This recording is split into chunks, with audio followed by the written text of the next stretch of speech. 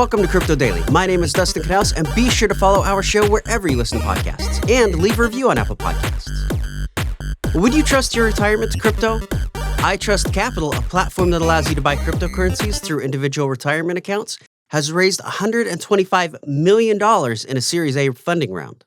Left Lane led that funding round, putting over $100 million into the company. Now, iTrustCapital allows for a different type of exposure to crypto investment than the typical platform. Since it is from an IRA, there are tax advantages to trading in this manner that you can only get from a proper IRA platform. Now, there are also tax penalties if you withdraw an IRA before the age of 59 and a half. That's right, the government goes by halves, like kindergartners. iTrustCapital went through a huge growth last year. In 2020, its revenue was $3 million, and in 2021, it jumped to more than $48 million.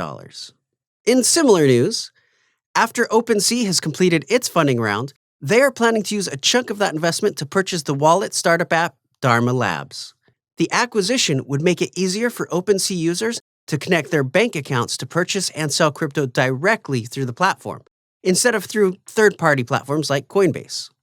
In a controversial move, it's also reported that OpenSea would shut down the current Dharma app and give its current users just 1 month to transfer their assets. This move also has some OpenSea critics worried that the wallet addition is leading to OpenSea being too centralized, as they may try to eliminate competitors, something that Web3 is not supposed to be about. In a follow-up to Monday's news, where I reported that at least $15 million was stolen from Crypto.com, it turns out that number was a bit low. Crypto.com released a blog post saying that approximately $30 million in Ethereum and Bitcoin were taken from the platform. They also said that all customers were fully reimbursed for their loss, which is clearly the right thing to do.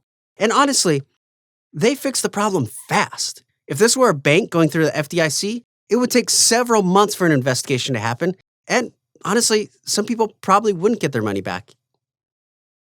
Crypto.com's blog post said, on Monday, 17th of January 2022, at approximately 12:46 a.m. UTC, Crypto.com's risk monitoring system detected unauthorized activity on a small number of user accounts where transactions were being approved without the two-factor authentication control. This triggered an immediate response from multiple teams to assess the impact.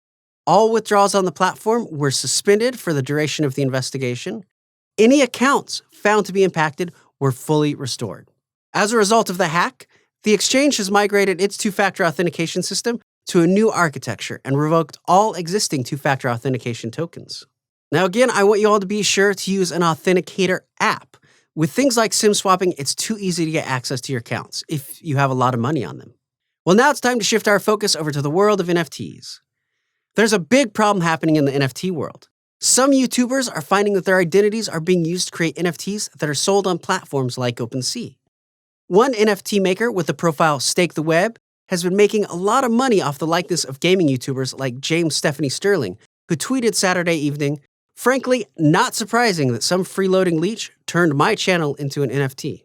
Stake the Web's profile has been taken down, but this is putting more stress on platforms that are not moderated properly, as a lot of rights issues and other legal violations are happening. Many people are comparing it to the problems we've seen on social media, which is not the kind of attention that the NFT world needs.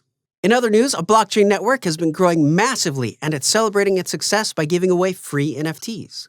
Wax has recently seen around 18 million daily smart contract transactions and has issued out more than 10 million wallets, according to DappRadar.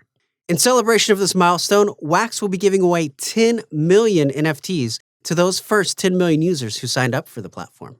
The NFTs are pins that note different milestones in Wax's success. Wax has partnered with companies like AMC, Sony Pictures, and Topps baseball cards. Of course, their goal is to be the main smart contract blockchain, competing against giants like Solana and Ethereum. Please follow our show wherever you listen to podcasts and leave a review on Apple Podcasts. If you get your podcasts on YouTube, be sure to subscribe and leave a comment there. I'm Dustin Knaus, and thank you for joining me today.